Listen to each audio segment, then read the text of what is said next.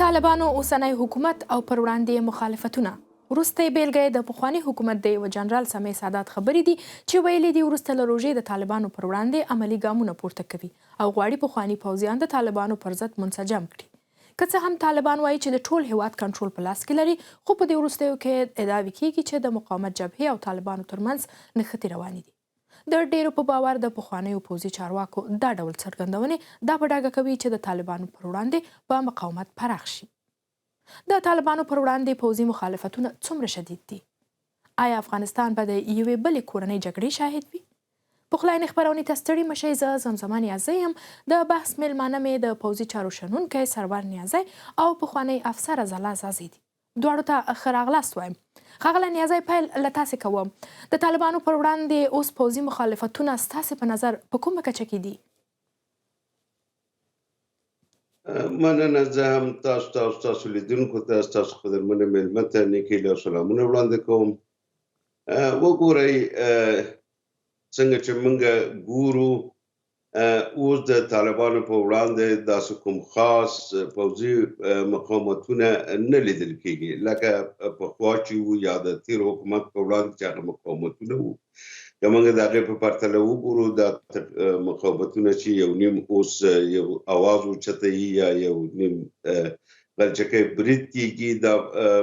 په دې معنا ده چې هغه د پخواني حکومت په پرتله دا تقریبا صفر ته نږدې دی. یعنې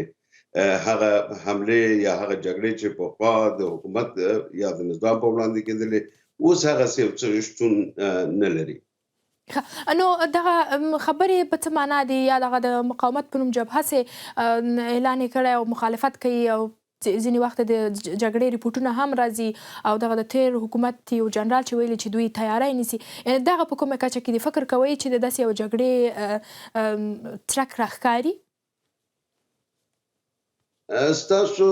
پوښتنه دوه برخې لري چې یوه یې د مقاومت د جبهې پورې اړوند ده او بله د ښاغلي سمیع سادات د وروستیو څرګندونو په هکله.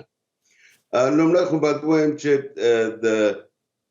ملي مقاومت پر نوم چې کومه جبهه جوړه شوې ده، که حقیقت ته نظر وکړو همدی وو چې د دې لامل شو چې هغه جمهوري نظام ړنګ شي او طالبانو ته د راتګ زمینه مساعده شي، ځکه دوی اکثرو په دولتي پوستونو باندې خېټه اچولې وه او دوی ټول واګې په خپل لاس کې نیولي وو او په فساد، غصب او نورو ډول ډول جرمونو کې دوی ښکېل وو. پایله یې موږ او تاسو ولیدله چې هغه نظام سقوط شو، سره له دې چې دوی هر څه په اختیار کې درلودل، دوی وتښتېدل او دوی خپل هغه خپل ملګري یا خپل جنګیالي د جګړې په سنګرونو کې پرېښودل. اوس به راشم د ښاغلي سادات د وروستیو څرګندونو په هکله. کوم څه چې ښاغلي سادات وویل هغه د ده شخصي یعنې خپل لیدلوری دی، د ملي امنیتي ځواکونو پورې هېڅ اړه نه لري او نه هم ښاغلی سادات په داسې یو موقف او موقعیت کې قرار لري چې د هغه په خوله د بیا څوک جګړې ته لستوڼي راونغاړي. ښاغلی نیازی، خپله ښاغلی سادات وروستی ځل چې په افغانستان کې چې کله سقوط رانږدې کېده، دا یې په جګړې په کرښه کې و، په هلمند کې د یوې قلوردو استازیتوب کوه، د هغوی قومندان پاتې شوی و، جګړه یې رهبري کوله. یعنې فکر کوئ چې د ده تر شا داسې کسان نشته څوک اوس ورسره؟ اول خو زه باید ووایم چې متاسفانه چې په تېرو حکومتونو کې دغه دولتي پوستونه او دولتي رتبې یا خصوصا نظامی رتبې د شخصي او سیاسي روابطو پر بنسټ باندې ویشل کېدلې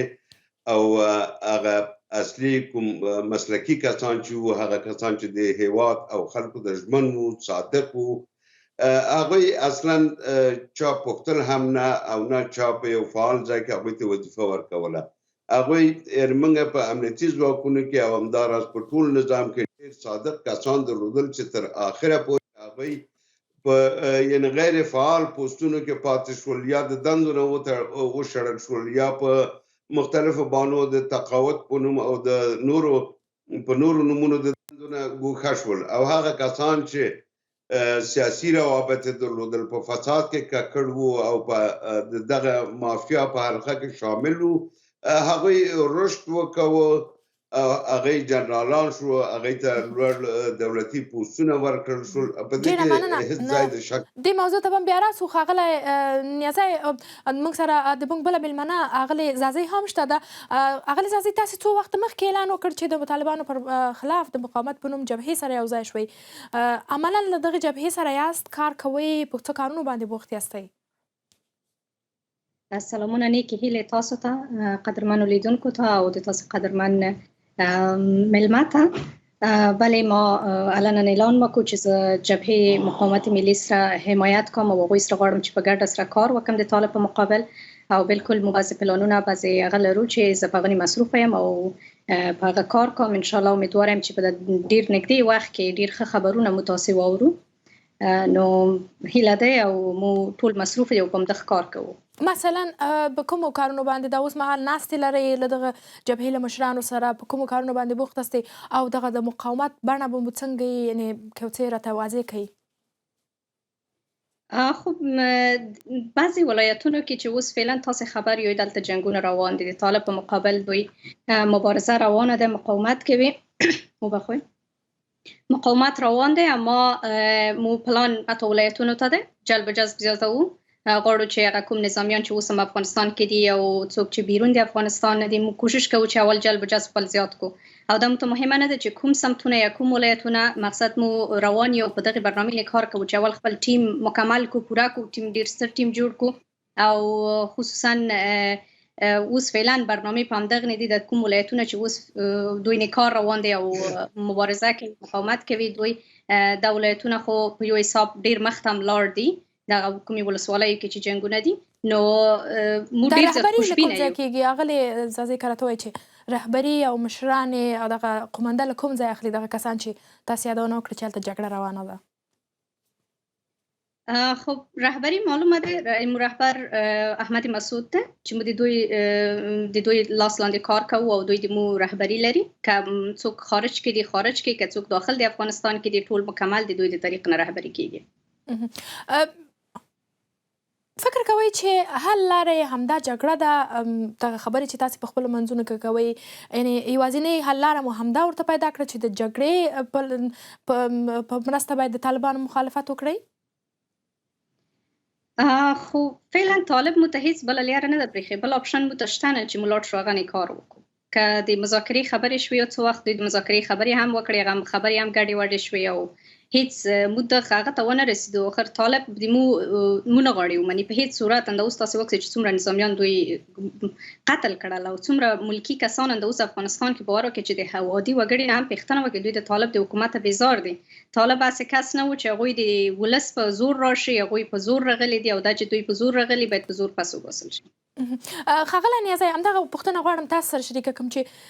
واقعا لکه څنګه چې اغلې زازۍ وایي یوازینۍ د مخالفت لار جګړه د افغانستان کې زه د ښاغلې زازۍ نظر ته احترام لرم هغه د هغې شخصي نظر دی خو زه دومره وایم چې جګړه په افغانستان کې د حل لاره نه ده 43 کاله په افغانستان کې جګړه وشوله او افغانان د دې جګړې قربانیان شول دغه جګړه په مختلفو نومونو په د جهاد په نوم او د مقاومت په نوم او د امارت په نوم په مختلفو نومونو دلته جګړې وشولې د دې جګړې په پایلو کې زمونږ د هیواد ټول مادي او معنوي شتمني له منځه لاړه زمونږ د هیواد برم او عزت د خاورو سره خاورو شو زمونږ په زرګونو په لکونو هیوادوال بهرنیو هیوادونو ته مهاجر شول شهیدان شول معلول شول معیوب شول تاسو وګورئ کله چې دغه جګړه د جهاد په نوم په افغانستان کې پیل شوه د دې پایله څه وه که موږ ووایو چې روسان ووتل خو روسان هم مجاهدینو نه دي ایستلي روسان هم د یو توافق بین المللي توافق په اساس باندې د افغانستان نه ووتل که بیا هم وایو چې دوی وایستل خو تاسو ولیدل چې د روسانو په یوه دلته موږ د یو اشغال نه خلاص شو د بل اشغال په دغه سره راګیر شولو یعنې یو بل اشغال لاندې راغللو د نړۍ ټول هیوادونه دلته راغله خپلې وسلې وازمایلې دلته یې تجربې له لاسه کړلې خو متاسفانه دوی افغانستان پرېښود او وتښتېدل او دوی دغه جګړې قرباني افغانان او افغانان وځپل شول نو دغه 43 کاله چې جګړې نتیجه ورنکړه نو څنګه اوس کولی شو چې موږ د ښاغلي سمیع سادات یا د ښاغلي زازی په دې څرګندونو چې دی اول خو زه دا وایم چې دوی دواړه داسې کوم سیاسي او هغه ټولنیز یا وګړنیز موقف په ټولنه کې نه لري چې د دوی په خوله دې بیا څوک راشي جګړې دې وکړي او یا د جګړو ته زړه کښې همدا اوس تاسو وګورئ په دغه میډیا کې ټول هیوادوال د جګړې پر ضد دي هېڅوک جګړه نه تاییدوي ځکه جګړې ښې پایلې نه درلودلې نو زه هیله لرم هر هغه څوک چې د جګړې اور ته لمن وهي هغوی په خپلو دا ډول څرګندونو کې یو ځل بیا د سره کتنه وکړي اغلی زازی زه غواړم په دغه برخه کې دوه پوښتنې مطرح کړم یو دا چې څنګه چې ښاغلي نیازي وویلې دی وایي چې د جګړه د حل لاره نه ده یعنې په داسې موضوعاتو باندې خبرې کوئ چې دا د افغانستان یعنې یو د جګړې نه پرته یو بلې حل لارې ته ورسیږي او بل دا چې دغه اعلانونه چې کیږي دا ټول سره تاسو سره یو ځای شوي دي لکه ښاغلي سمیع سادات چې وویلې که جلا جلا ډلې دي نه جلا ډلې نه دي مو ټول رهبري مو یوه دی او ټول یو ځای مشترکاً کار کوو او ما ته یو شی چې سوال دی وقتی چې جګړه حل لاره نه ده نو د دغو کوم کسان یا مثلا تاسو درون ملمه دوی چې نظر لري چې جګړه د حل لاره نه ده نو دوی د طالب دغه ظلمونو د طالب دغه جنایتونو ته حل لاره د دوی د نګاه نه څه ده یعنې دوی څه حل لاره مو ته پیشنهاد کوي صحیح ده مو باید د جنګ نه لاس واخلو یعنی مثلا مو د طالب سره اوس بل مقابل څه وکړو د دوی حل لاره مو ته څه ده چې ما هغه لاره ما په نظر طالب سره د حل لاره که هغه سوله وي مذاکره وي نور هغه نه ده پاتې چې مو دوی سره لاړ شو سوله وکړو اصلا په چی سوله وکړو دروازې مو د مکتبونو بندې دي انده اوس قتل عام روان دی ویلي د طالب په جنایاتو سترګې پټې کړو یعنې تر ننه پورې ویلي چا نه وي چې جګړه د حل لاره نه ده راشئ جګړه مه کوئ طالب سره تر اخره پورې دوی په مذاکرې کېناستل حکومت مخکینی حکومت کوشش وکړو چې دوی راوړي مذاکرې ته دوی سره یوه سوله وکړي هغه وکړي چې جنګ ونه شي نو دوی آخر څه وکړل یعنې د دغه نه واضح ده چې دوی هیڅ وخت د سولې تصمیم نه لري د هیڅ ټیم سره د هیڅ ګروه سره د هیڅ چا سره نه لري مخکې حکومت سره هم دوی نه لرلو نن هم نه لري نو ما په نظر هیڅ حل لاره غیر د دغه نه چې مو تاسې د دوی سره وجنګېږو بله حل لاره نه لري اغلې زازۍ زه غواړم په یوې خبرې بیا هم ټینګار وکړم لکه څنګه چې تاسې مخکې هم ویل چې هو یو ځای دی یعنې دغه ښاغلي سادات چې کوم اعلان وکړ یا دا نور کسان چې راپورته کېږي دا ټول تاسو سره یو ځای دی یو ټیم په عنوان باندې طالبانو په مخالفت به جګړه کوي که ډلې داسې جلا جلا دي ښاغلی سادات به جلا ډله جوړوي او د جبهې ډله به جلا وي ښاغلي سمیع سادات په مورد زه نه غواړم خبرې وکړم دوی حتما خپل ځان نه څه دریځ لري او خپل ځواب پخپله ووایي ډېر ښه به وي مقصد مو ټول مکمل یو ټیم یو مو مکمل یو ټیم کار کوو رهبر مو یو دی لاره مو یو دی هدف مو یو دی یو ځای کار کوو درنو لیدونکو بیرته خپلو میلمنو ته راګرځم خو وړاندې له هغې موږ د دوی چویلې پر پښتو فیسبوک او انسټاګرام پاڼه یوه نظر پوښتنه هم درلوده چې آیا طالبانو پر وړاندې پوځي مخالفتونه شدید دي او که نه 42 سلنه خلکو ویلي چې نه او 52 سلنه خلکو ویلي چې هو همدغه راز د فیسبوک ځینې کسانو چې زموږ پاڼه یې خوښه کړې هغوی په خپلو تبصرو کې موږ ته غږونه ایښي دي چې یو هم اجمل په نوم باندې ویلي دي چې ملت له جنګه ستړی دی. پخواني چارواکي د دې پر ځای چې جګړې ته دوام ورکړي، له طالبانو سره باید یوې هوکړې ته ورسیږي، د هیواد بربادۍ مخه ونیول شي. د څو لسیزو جګړو موږ ته څه ګټه راکړه؟ له اسلامي امارات هم غواړو چې ویلي چې د لوړپوړو چارواکو سره خبرې اترې وکړي. دغه راز شاهین افغان په نوم باندې زموږ یو بل تبصره کوونکي ویلي چې موږ جنګ نه غواړو، جنګ د ورک شي. وایي خو د اوسنۍ حکومت څخه مو هیله دا ده چې هر کار باید د ولس په خوښه وکړي. د پخواني حکومت کمانډو او سرتیري چې هیواد ته ژمن دي بیرته دې راولي. ښاغلی نیازی، غواړم په همدغه مسله کې له تاسې نه وپوښتم چې واقعا په اوسني وخت کې موږ ډېر تبصره کوونکو هم ویل چې جنګ د حل لاره نه ده، نو څه باید وشي؟ زه د ښاغلي شاهین افغان دغه لیکنې یا دغه وینا سره سل په سلو کې موافق یم. وګورئ، لکه څنګه چې ښاغلي ځاځي هم وپوښتل چې څه باید وکړو، یعنې کومه لاره. دا حتمي نه ده چې مبارزه سړی تنها د توپک له لارې او د جنګ له لارې وکړي. جنګ او توپک او دا شان هیواد خرابوي. ما مخکې تاسو اشاره وکړه که دا لاره د حل وای، په دې 40 کالو کې به افغانستان ډېر پرمختګ کړی وی، لیکن بدبختانه چې افغانستان 100 کاله وروسته لاړو. بهترین لاره د مبارزې قلم دی او د افغانانو یووالی دی. د مثال په ډول دا درسته ده چې زه نه وایم چې طالبان ډېر ښه دي، دوی هر څه سم دي، دوی نیمګړتیاوې لري، دوی نه خلک ناراضه دي، دوی باید په خپلو کړنو د سره نظر وکړي، دوی باید کار اهل کار ته وسپاري، دوی باید د هیواد د ترقۍ او پرمختګ لور ته بوځي. تالا په دې نشي کېدی چې یوازې ملایان راشي، ملا هم انجینر شي، هم ډاکټر شي، هم معلم شي. دا واضح خبره ده. ښاغلی نیازی، زه غواړم دغه مسله کې دا اوس بیا هم یادونه کوم. دا اوس ما سره یو ریپورټ دی چې د څو وخته مخکې، دا 2 ورځې 3 ورځې مخکې نیویارک ټایمز خپور کړ چې ویلي دي چې په تېرو 6 میاشتو کې طالبانو تقریبا 1500 د پخواني حکومت سرتیري وژلي دي او بار دغه شکایتونه هم ډېر شوي دي. نو فکر کوئ چې طالبان به دې ته غاړه کېږدي چې یوې هوکړې ته ورسیږي او دغه شمېرې تاسې څومره تاییدوئ چې واقعا همدغسې یو وضعیت روان دی؟ زه خو دغه شمېرې نه تاییدولی شم او نه رد کولی شم. ښه و چې په دې هکله د طالبان یو څوک مسؤل کس وی چې هغوی ځواب وویلی وی چې دا تر کوم ځای پورې حقیقت لري. خو زه یو شی غواړم ووایم چې د پخوا په پرتله تاسو وګورئ، هره ورځ زموږ 100 ځوانان او سپین ږیري او زیاتره ځوانانو، ښځې، ماشومان شهیدانېدل او د جګړې له امله معلول او معیوب کېدل او د هیواد نه د وتلو ته مجبورېدل او ډېر دغه یعنې هره ورځ بېګناه انسانان قتل عام کېدل. خو که هغه وخت ته وګورو، هغه وخت د ورځې حد اقل تاسو د دغه رسنیو رپورټونو ته که وګورئ، حد اقل 50 نه تر 100 کسانو پورې هره ورځ زموږ انسانان وژل کېدل. اوس په 6 میاشتو کې اوس زه د دې طرفدار نه یم چې زه دا تایید کړم، یعنې دا وایم چې جګړه راکمه شوې ده. آهسته آهسته به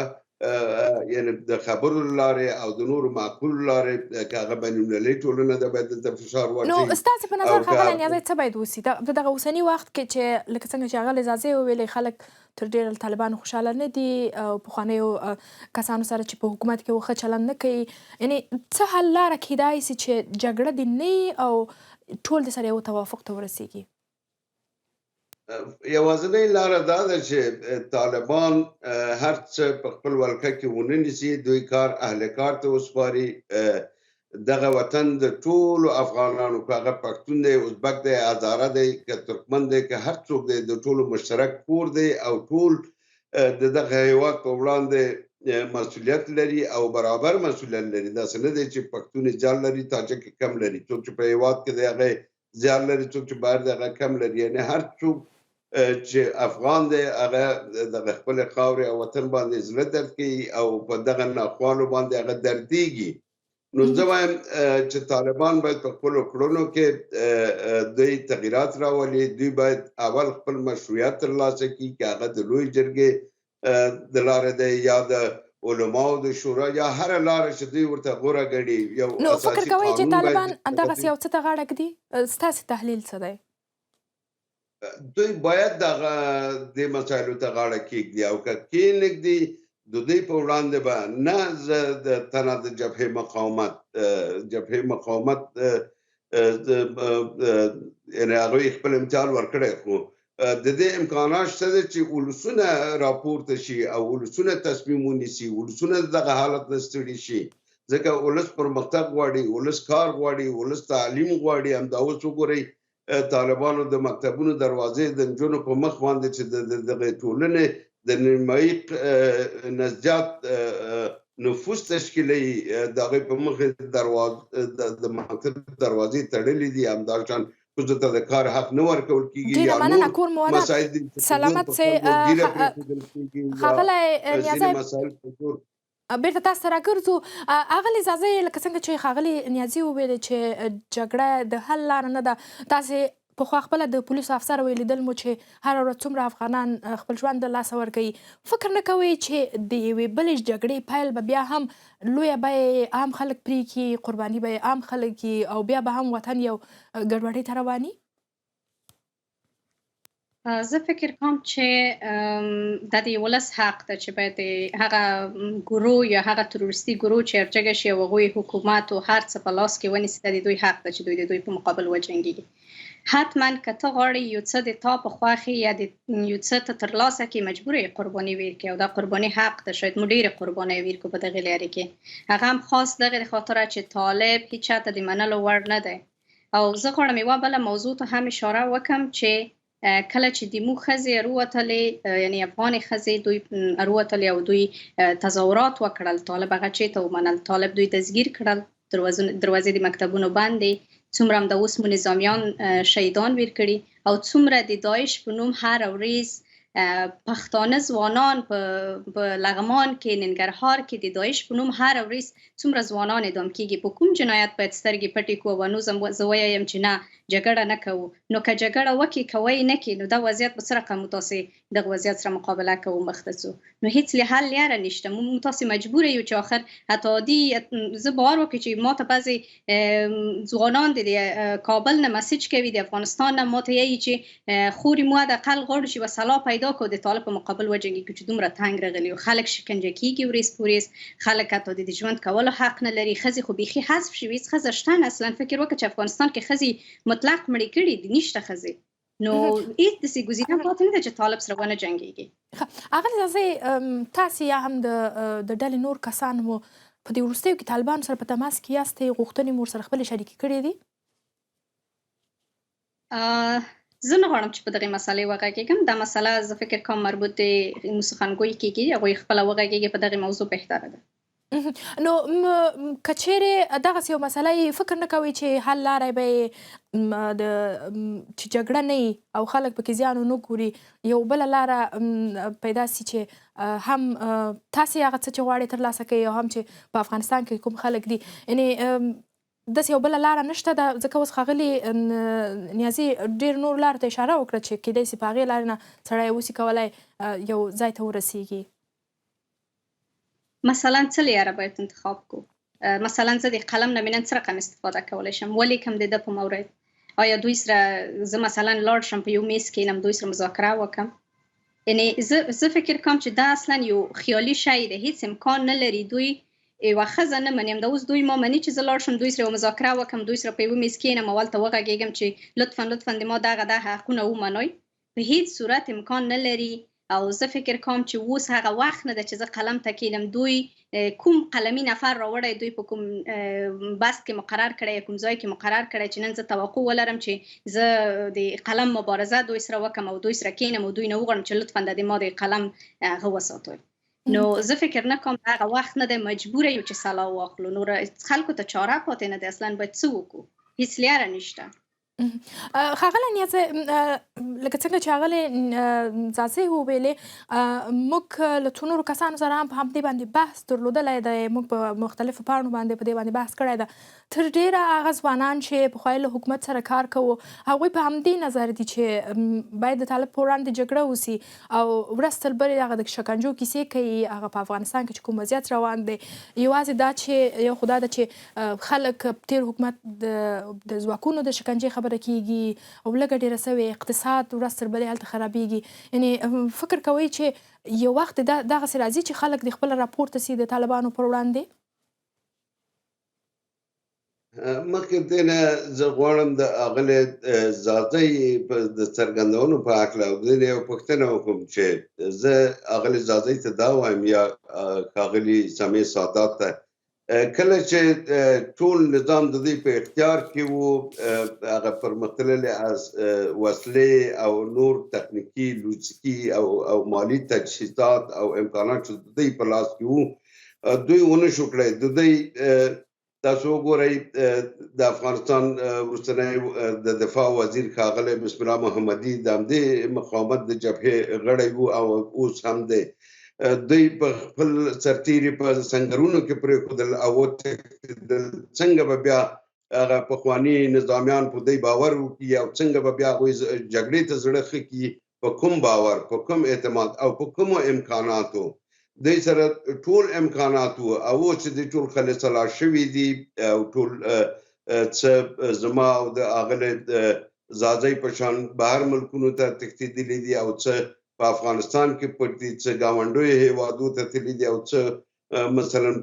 په یو غرونو او سمڅو کې پټ دي. ډېره مننه. نو موږ به څنګه نیازی صاحب د خپرونې وخت ډېر کم دی. نیازی صاحب د خپرونې وخت ډېر کم دی. همدغه پوښتنې په تړاو باندې لنډ نظر د ښاغلي ځاځی اورم بیا به خپرونه ختمه کړو. وبخښئ که پوښتنه دوباره تکرار کړئ زه به خوشحاله شم. ښاغلي نیازي وویل چې څنګه به خلک په هغو رهبرانو باندې بیا باور وکړي چې هر څه امکانات ورسره وو او دوی د طالبانو پر وړاندې جګړه ونه کړه او اوس په نشتو امکاناتو جګړه کوي؟ هغه معاملې واضح وې چې معاملې چا وکړې او څوک لاړل او څوک وتښول او چا ټول شیان دمونه واخیستل. د ټولو نظامیان چې نن دوی سرټیټي ګرځي د هغوی عاملین ټول معلوم دي چې څوک وو. نو زه فکر نه کوم دا ځوانان چې نن ارجک شي او دوی غواړي مقاومت وکړي د یخ طالب سره چې په مونې یې پرېښول شو چې یعنې دا حکومت یې ورخوشې کړو. زه فکر نه کوم چې نن په دغو ځوانانو څوک دا نیوکه وکړي چې یعنې تاسې فساد کړی، تاسې وطن خرڅ کړو. موږ په دغه کې هېڅ رول نه لرلو او دغه کسانو چې رول لرلو هغوی واضح معلوم دي. نو